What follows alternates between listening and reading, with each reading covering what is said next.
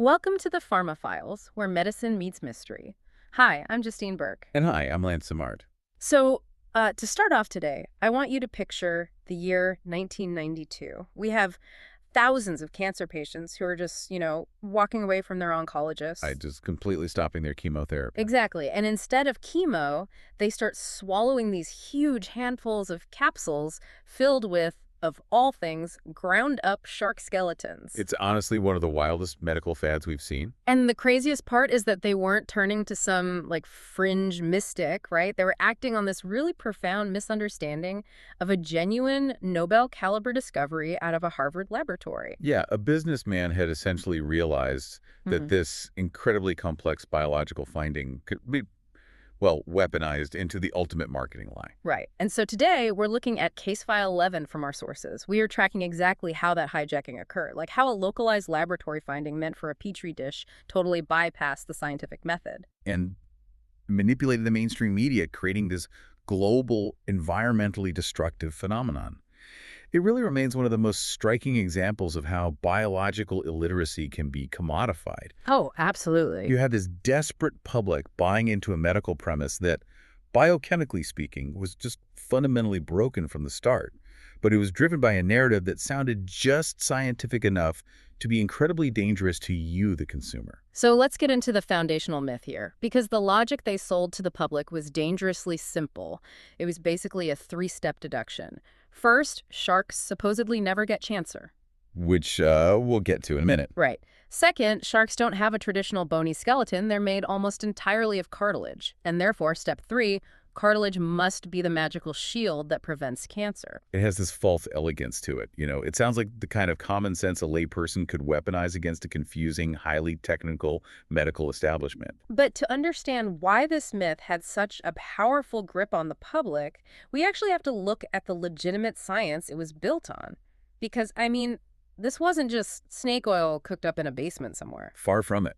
The root of this story actually begins in the 1970s with Judah Folkman, who's a brilliant Harvard surgeon, and his researcher, Robert Langer. Right? At the time, they were tackling cancer from a radically different angle.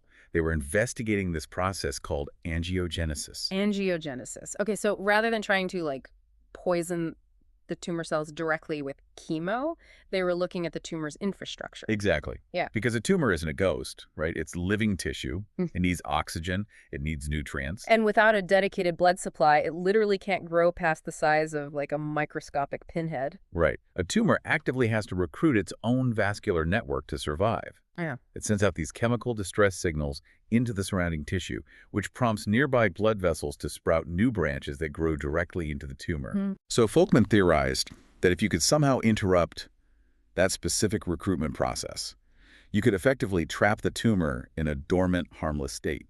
You wouldn't even need to kill the cancer. You could just starve it. It's almost like a hostile occupying force trying to build supply roads into a city. You don't necessarily have to fight the soldiers hand to hand if you can just permanently blockade all the roads. That is a great way to put it. But going from that theoretical blockade to actually finding a substance that stops blood vessel growth is a massive leap. Which is where Robert Langer's ingenuity comes in, right? Yes. He started looking for tissues within the human body that naturally repel blood vessels. And he zeroed in on cartilage. Like if you look at the cartilage in your knee, it's completely avascular. Meaning there are no blood vessels running through it at all. Right. And Langer hypothesized that this wasn't just a passive lack of biology, but an active defense mechanism. He believed cartilage was actively secreting a chemical factor that suppresses vascular growth. And he actually proves this, which is amazing. In 1976, he isolates this factor and publishes a paper in Science magazine confirming that cartilage does indeed contain a specific angiogenesis inhibitor. Right. And then by 1983, subsequent laboratory research reveals that shark cartilage, mostly just due to the sheer volume of it in a shark's body, contains really high concentrations of this exact inhibitor. Okay, so this was a monumental breakthrough in oncology. It represented a genuinely new frontier in how we understood cancer. It really was. Yeah. But, and this is the crucial turning point in the story, Langer and Folkman never once suggested that a patient should start eating cartilage. Okay, I have to push back here on behalf of anyone who might have read those headlines in the 80s. Sure. If the science was real, and the angiogenesis inhibitor definitely exists in the cartilage, why wouldn't a patient just swallow the pill? Like, if the compound kills the blood vessels in a lab, why does it fail in a human being? Well, that comes down to the violent reality of the human digestive system. The incinerator. Exactly. The proteins responsible for inhibiting these blood vessels are incredibly complex, massive macromolecules. When you swallow a capsule of powdered shark cartilage, it goes directly into a highly efficient chemical incinerator. Because your stomach acid and digestive enzymes exist for one specific reason, right? To just cleave the peptide bonds of complex proteins and dismantle them into basic, usable amino acids. You nailed it. Yeah. Which means the complex structure of the inhibitor is completely destroyed long before it ever gets anywhere near the bloodstream. I know there was an analogy in the sources that captures this perfectly. It's like taking a fully built, intricate Lego castle, throwing it into an industrial blender, and then expecting it to arrive on the other side as a fully built castle. Right. You don't get a castle, you get plastic dust. Wow. Swallowing these huge protein molecules to fight a localized tumor is just biologically useless. The inhibitor never survives the trip. And Folkman and Langer knew this. Intimately. Which is exactly why their research was focused on isolating the active compounds to eventually develop synthetic injectable drugs, not dietary supplements. Okay, so the actual scientists know the biology. They know human digestion shreds the mechanism. How does this highly caveated laboratory research end up in the hands of desperate patients? Well, it required someone willing to completely ignore the biochemistry in favor of a really lucrative narrative. Here is where it gets really interesting. In 1992, this businessman and agricultural scientist named I. William Lane reads this research. Yep. He isn't an oncologist, obviously, but he recognizes a commercial gold mine when he sees one. Oh, definitely. So he takes the core idea of angiogenesis, strips away all the biochemical caveats about human digestion we just talked about, and publishes a book that basically sets the world on fire. And the title alone was a masterpiece of dangerous marketing. He called it Sharks Don't Get Cancer. Which is an outright fabrication, right? Oh, completely. Right. Marine biologists have documented tumors and cancers in sharks dating back to at least 1908. Wait, really? 1908? Yeah. Sharks develop melanomas, they develop brain tumors. It's just a myth. But Lane wasn't writing a peer-reviewed biological text. He was writing a sales pitch to a vulnerable demographic, and that title was the ultimate hook. But a catchy title isn't enough to convince thousands of people to just abandon chemotherapy. He needed the illusion of clinical data. Right. And since no reputable American institution would run a trial on a premise that defies basic digestion, he simply went offshore. He set up his own clinical trial in Cuba to generate the miraculous patient testimonials he needed for the book. And if you analyze the methodology of that Cuban trial, it is practically a blueprint for manufacturing the exact results you want to see.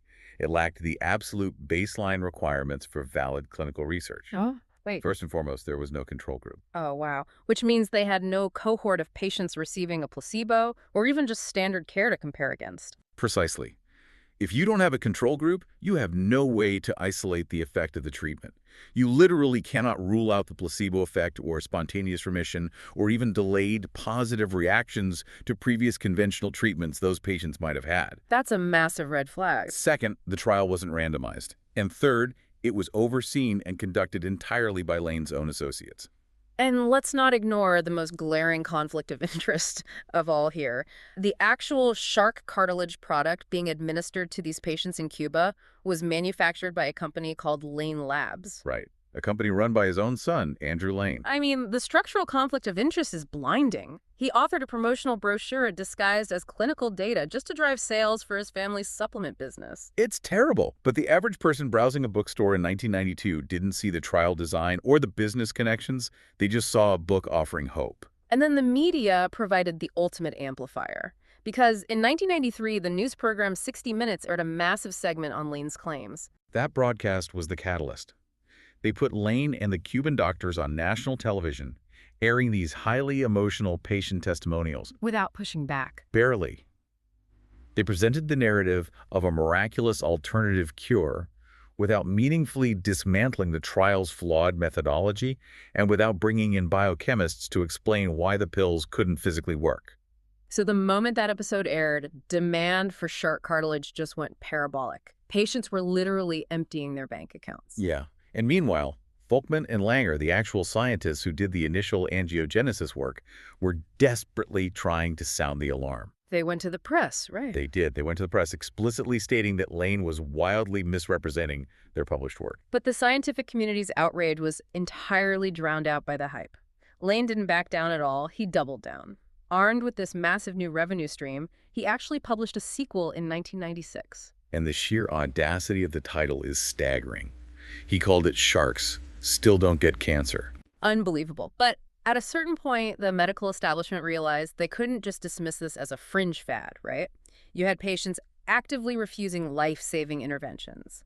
They had to run rigorous trials just to publicly kill the myth. Exactly. So the first properly controlled study involved 60 patients with advanced cancer, and the results were unambiguous.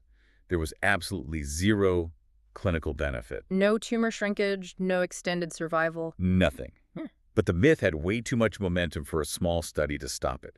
It required the National Cancer Institute to step in and fund a massive, multi-year, randomized, double-blind trial focusing specifically on breast and colorectal cancer. Okay, so they did everything the Cuban trial intentionally avoided. They removed all bias. But the study didn't last long, right? No, it didn't. The independent monitoring board stepped in and completely shut the trial down after just 2 years. Why pull the plug so early on a definitive study? Because the interim data was irrefutable. The cohort taking the shark cartilage was showing zero improvement over the cohort taking the placebo. Oh, I see. And in clinical research, continuing a trial on terminal patients when your intervention is demonstrably useless is a severe violation of medical ethics. You are wasting the patient's remaining time and giving them false hope. The trial had to be stopped. Which raises an important question about our regulatory framework, honestly. If the National Cancer Institute definitively proves the product is a sham, how does a company legally keep selling it? That is the million-dollar question. Because it took until 1999 for the FDA to force Lane Labs to remove the cancer treatment claims, but the product didn't actually vanish from pharmacy shelves. It didn't vanish because of a massive shift in regulatory law that happened right in the middle of this craze. The Dietary Supplement Health and Education Act, or DSHEA, was passed in 1994. Oh, okay. This legislation essentially handcuffed the FDA by classifying dietary supplements as food rather than drugs. Meaning they completely bypassed the strict pre-market approval required for actual pharmaceuticals. Exactly. A drug manufacturer has to prove their product is both safe and effective before they are legally allowed to sell it. Under DSHEA, a supplement manufacturer can put almost anything on the shelf, and the burden of proof shifts entirely to the FDA to prove it is unsafe in order to pull it. So the FDA forces Lane Labs to stop explicitly putting the word cancer on the label, but because of this DSHEA loophole, they can just rebrand it as a generic joint health or dietary supplement and keep the assembly lines running. Yep. They rely on the public's memory of the 60 Minutes broadcast to do the heavy lifting for sales. They changed the packaging and just kept raking in the cash. And the fallout from those assembly lines was devastating. When you really trace the impact of this hijacked science, it didn't just hurt the patients financially, although that was obviously a massive factor. Huge. Vulnerable families were funneling their life savings into a placebo, basically transferring wealth from desperate patients to an opportunistic businessman. But the medical cost is the one that really underscores the danger of pseudoscience. It's not just that the pill doesn't work, it's the opportunity cost of taking it. Time is the ultimate currency in oncology. When a patient is diagnosed with early-stage cancer, they have a highly specific, very narrow window where evidence-based interventions like surgery, chemotherapy, or radiation can physically remove or destroy the tumor before it spreads. And if a patient decides to spend 6 months of that critical window taking shark cartilage instead of undergoing standard care, the cancer doesn't pause. It continues to divide. It metastasizes. By the time the patient realizes the supplement isn't working and returns to their oncologist, they might have transitioned from a highly treatable stage 1 localized tumor to a terminal stage 4 systemic cancer. wow. The delay is fatal. Shark cartilage costs people their lives by distracting them until the window for real treatment permanently closed. It's just heartbreaking. And what truly surprised me in our sources is that the damage wasn't even confined to human hospitals. There was the third cost and ecological one. This medical myth in American living rooms altered ecosystems on the other side of the planet. Yeah, to meet the skyrocketing global demand for cartilage in the 1990s, commercial fishing operations massively scaled up their shark harvesting, We are talking about apex predators that reproduce very slowly. Right, they don't spawn thousands of eggs. They give birth to just a few pups at a time. Exactly. And this demand hit right as the global shark fin trade was already decimating those vulnerable populations. So the fin trade was already putting immense stress on the species, and then the supplement industry essentially places a massive financial bounty on the remaining cartilage. It accelerated the collapse of several marine ecosystems. You had fleets wiping out localized shark populations, which threw the entire oceanic food web beneath them out of balance, solely to manufacture a scientifically useless powder. So what does this all mean for the legacy of the original research? We have this brilliant scientific breakthrough that gets twisted into a bestseller, leading to bankrupt patients, lost lives, and decimated oceans. Well, if we connect this to the bigger picture, there is a profound, almost painful irony at the heart of this story. Langer and Folkman's original thesis about angiogenesis starving the tumor by blocking its blood supply was absolutely correct. Really? So it did work eventually. Yes, angiogenesis inhibition is a highly effective way to fight cancer. But the solution didn't come from swallowing a crushed skeleton. You can't bypass the scientific method. No, you can't. While the supplement industry was getting rich off a lie, legitimate scientists kept their heads down. They put in the decades of grueling, unglamorous, highly controlled research. Doing the real work. Exactly. And eventually, they figured out how to actually deliver anti-angiogenic compounds into the human bloodstream safely. They developed a revolutionary class of actual life-saving cancer treatments, like the drug Avastin, which is engineered to survive the human body and specifically target vascular growth. So the science was right all along. It was the shortcut that was fatally wrong. Precisely. It is a really sobering reminder of how easily the appeal of a simple natural cure can overwhelm the complex, often frustrating reality of human biology. Thank you for joining us today as we explored this massive blind spot in medical history. And I want to leave you with one final thought to mull over. The shark cartilage craze of the 1990s was built on one opportunistic book and a few uncritical television segments, happening long before the internet became the dominant force it is today. Oh, that's a scary thought. Right. Think about how incredibly fast information moves now. If a single out-of-context lab finding could cause that much global damage 30 years ago, what modern miracle cures are sitting on pharmacy shelves right now, born from a viral video or a deliberately misinterpreted abstract? Such a great point. Next time you see a health supplement making incredible claims, ask yourself, what is the unmentioned biochemical caveat they aren't telling you? Until next time.